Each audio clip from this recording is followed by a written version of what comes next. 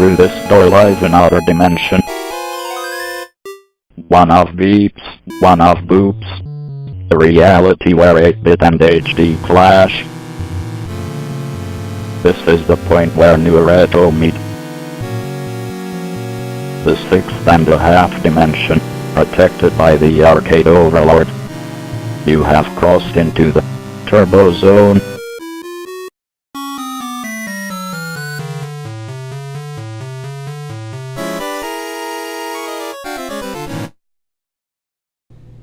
Video games are pretty difficult.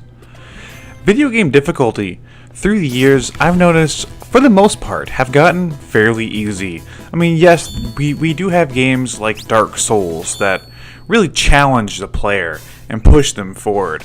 But how many games have you sat down and played that just they rush you through some kind of basic tutorial, like here's how you move, here's how you do this, and then from there the game is just a walk in the park with checkpoints everywhere, with life packs, whatever. Some games even, you know, if you just stand in place, you somehow heal your life. Gaming has gotten a whole lot easier over the years, which is something that I don't think is necessarily bad, but it's worth looking at, because whenever a game like Ninja Senki or Ninja Senki, however you say it, DX comes out, it's worth a look.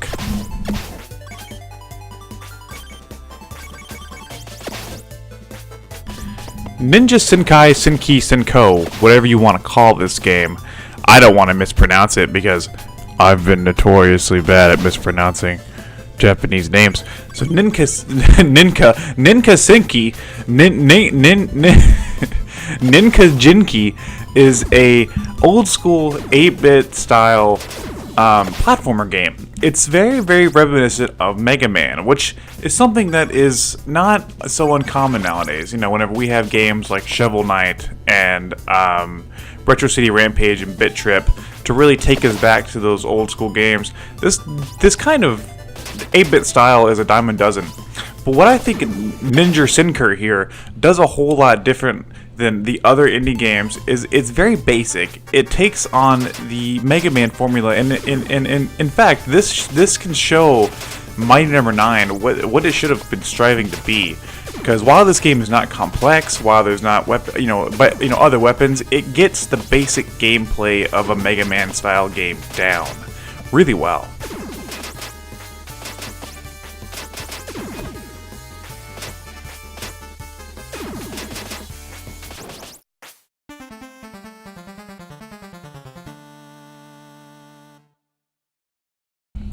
So in Ninja Senki here, you play as a ninja. Your girlfriend gets killed or whatever, and you have to get revenge. That's the basic plot. The levels, you run, you jump, and you kill, and you collect coins, and that is it.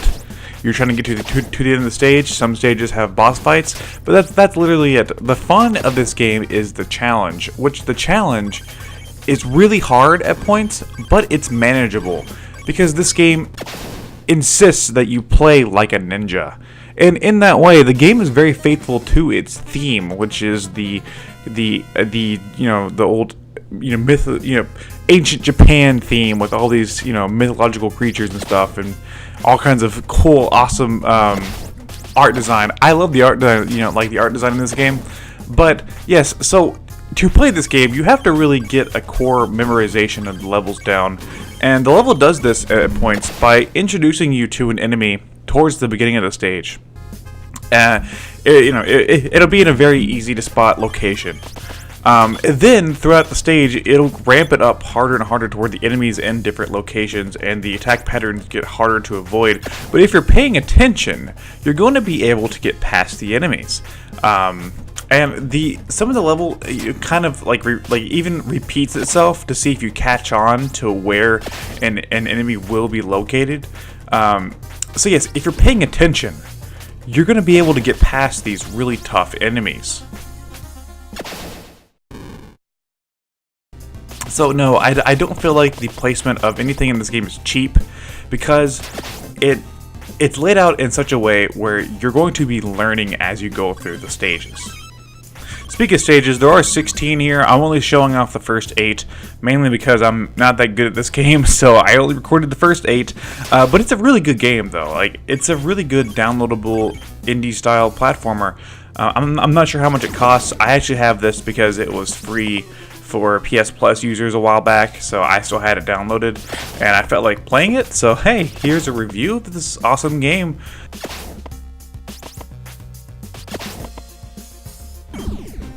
Now, the DX would refer to the fact that this is an updated version of an older game. The developers went back to their Ninja Senko game from a long time ago and updated it for the newer, Steam and PS4 and stuff.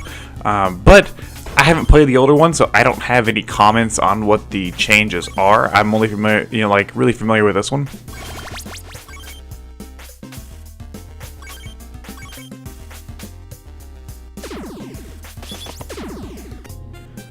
But this game, while being simple, it does have an awesome art style, and it has a fantastic soundtrack.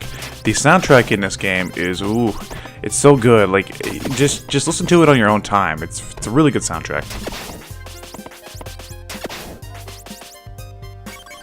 So, Ninja Senki, would I recommend this game? Definitely.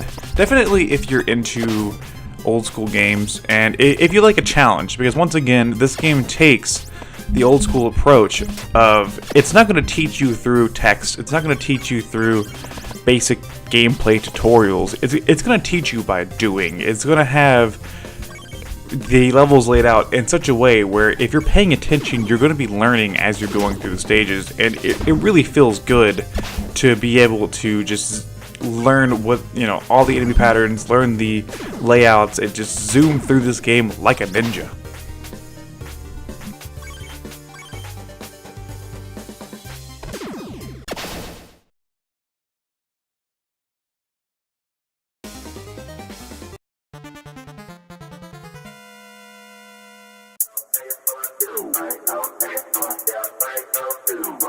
Hey geeks and gamers, TurboBot90013 here. Remember to subscribe to the Turbo Zone for more content. The Arcade Overlord, thank you. Stay retro. Turbo Zone.